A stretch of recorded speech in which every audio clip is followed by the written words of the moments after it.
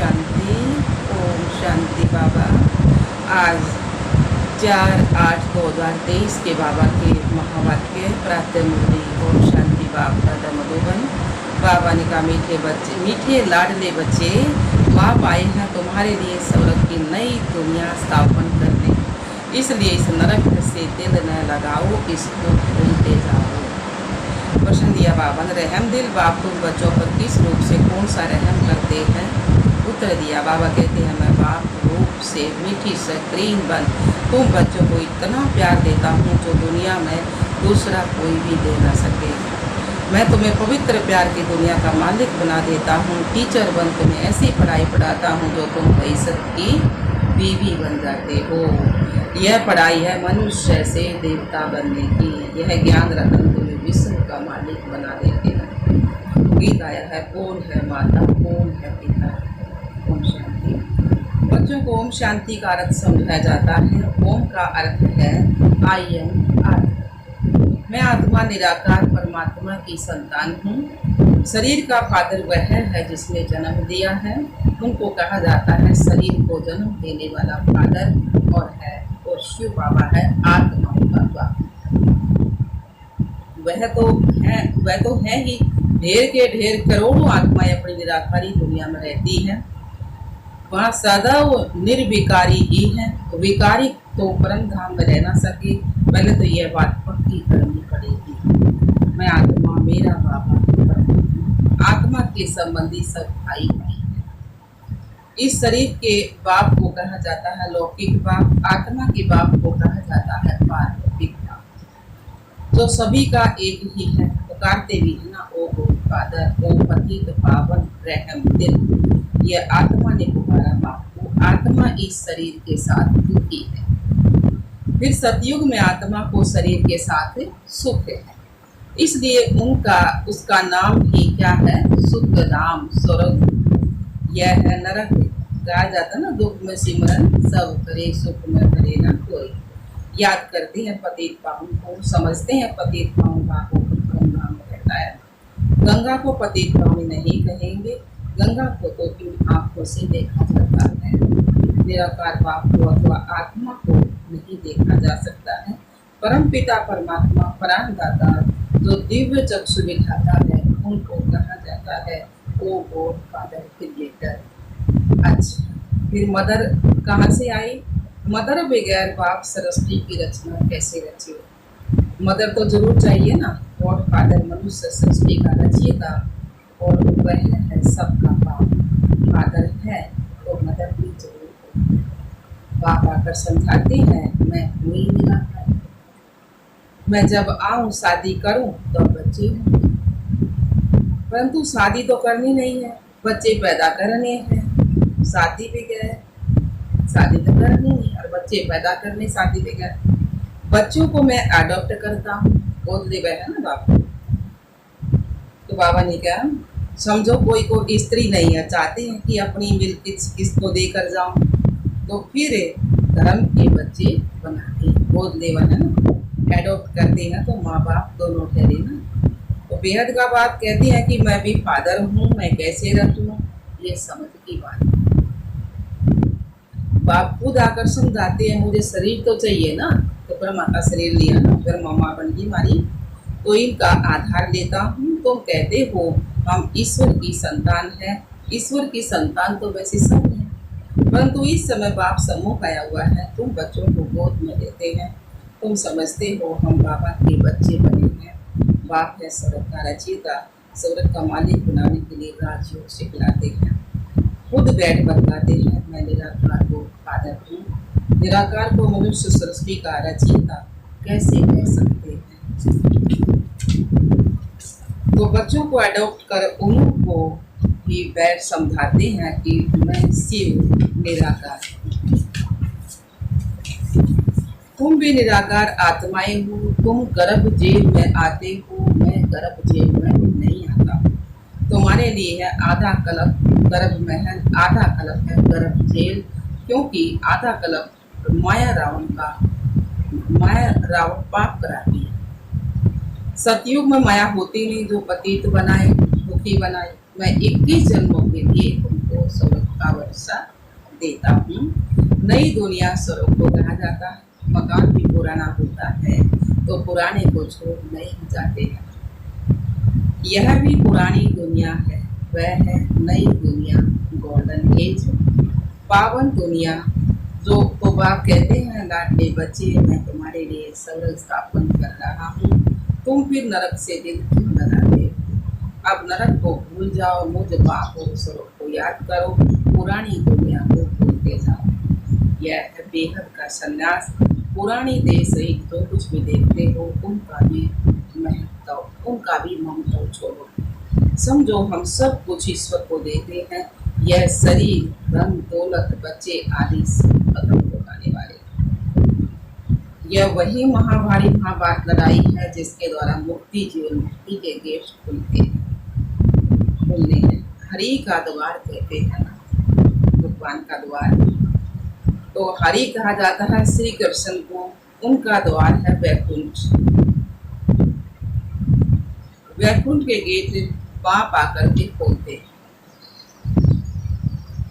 वहां कोई पतित जा नहीं सकता, इसलिए पतित से पावन बनाते हैं, दुख से लिबरेट करते हैं और कोई लिबरेट कर ना सकते।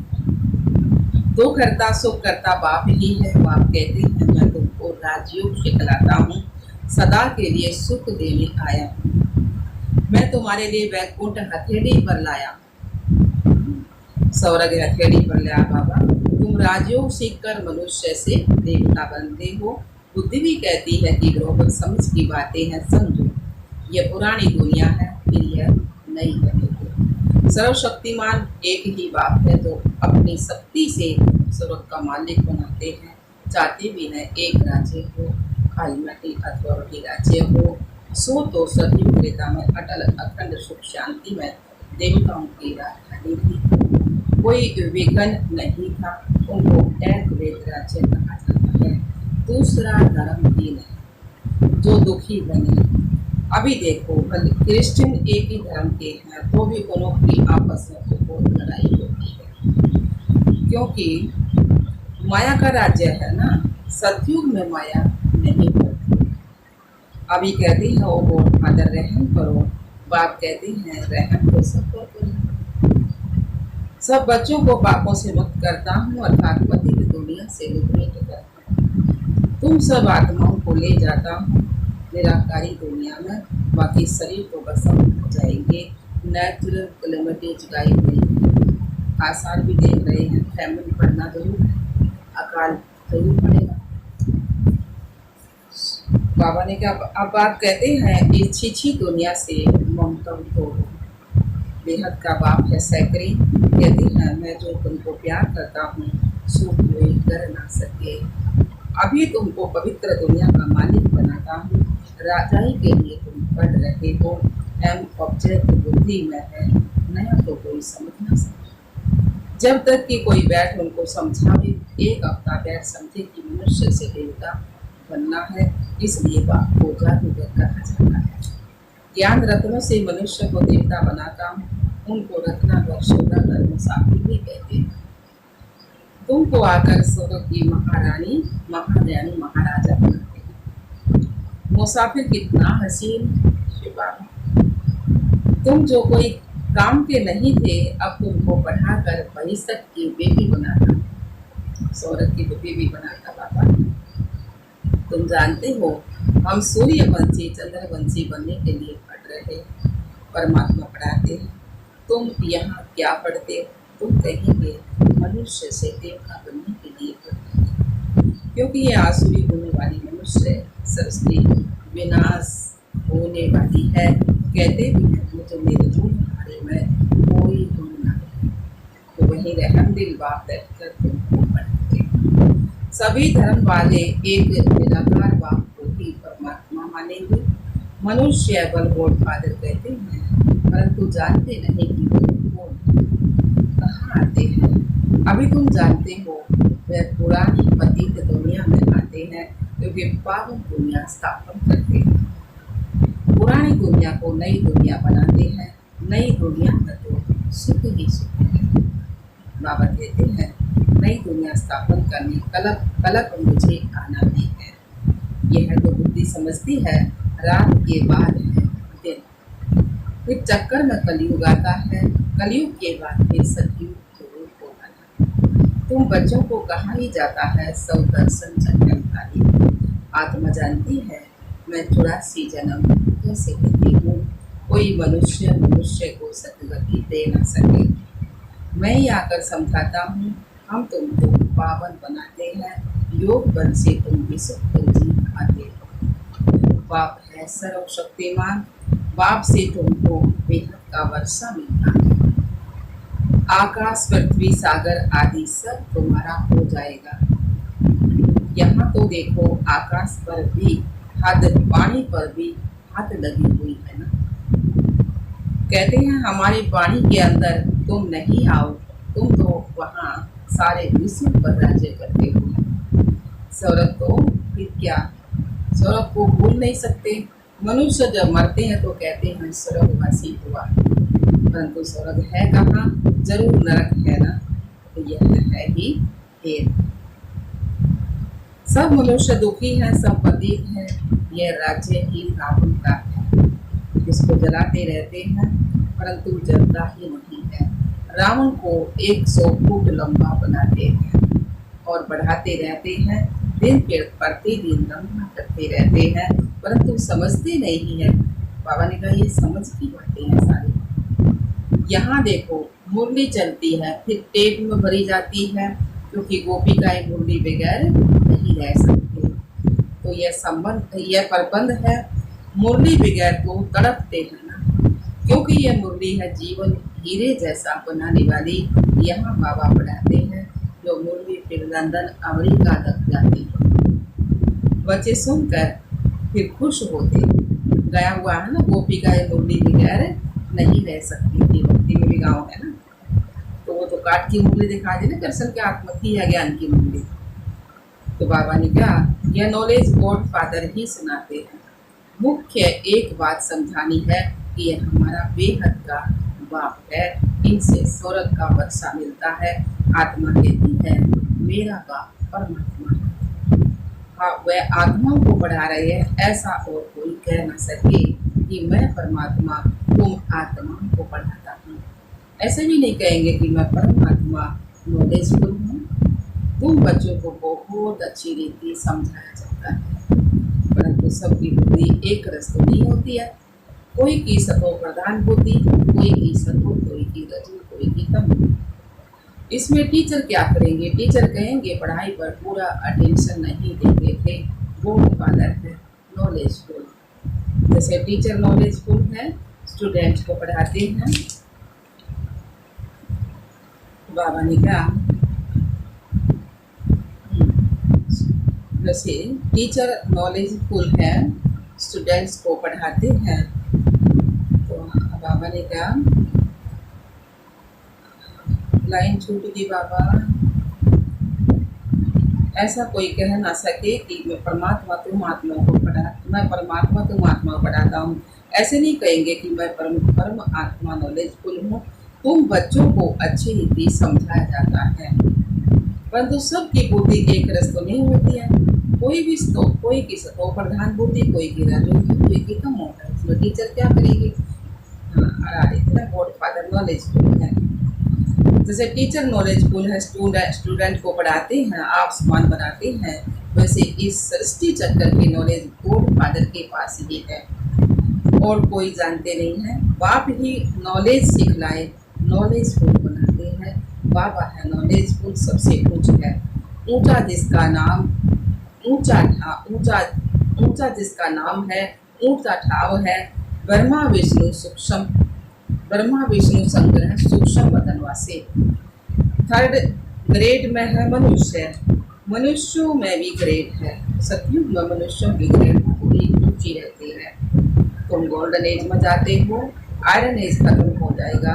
गोल्डन एज है तो सिल्वर एज नहीं है, कॉपर एज है तो आयरन एज नहीं है। ये सब बातें बुद्धि में रखनी है, इसलिए चित्र बनवाए हैं। सतयुग में बहुत थोड़े मनुष्य होते हैं, कलयुग में तो ढेर के ढेर मनुष्य हैं। पूछते हैं बाबा विनाश कब होगा? विनाश तब होगा जब नाटक पूरा होगा। सब चले जाएंगे। बाबा है मुक्ति जीवन मुक्ति का गाइड। वह रहते कहाँ पर है? परम धाम।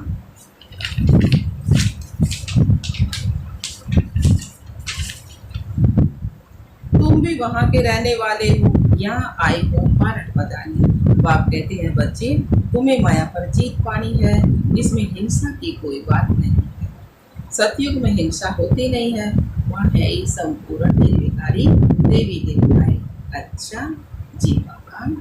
मीठे मीठे चिकनदे बच्चों प्रति माता पिता बाप दादा का याद प्यार और गुड मॉर्निंग। रूहानी बाप की रूहानी बच्चों को नमस्ते।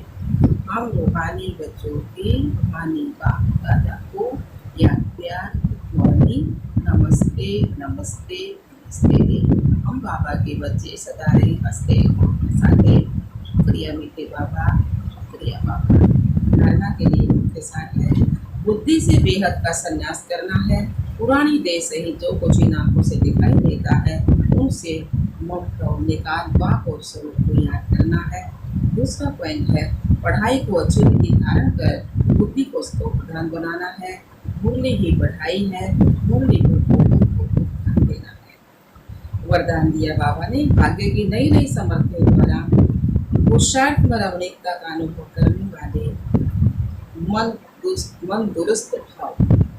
भाग्य की नई नई समर्थियों द्वारा पुरुषार्थ में रमणीकता का अनुभव करने वाले मन दुरुस्त भाव। साथ दिया बाबा ने ब्राह्मण जीवन में लास्ट जन्म होने के कारण शरीर से चाहे कितने भी कमजोर या बीमार हैं, लेकिन मन सबका दुरुस्त है।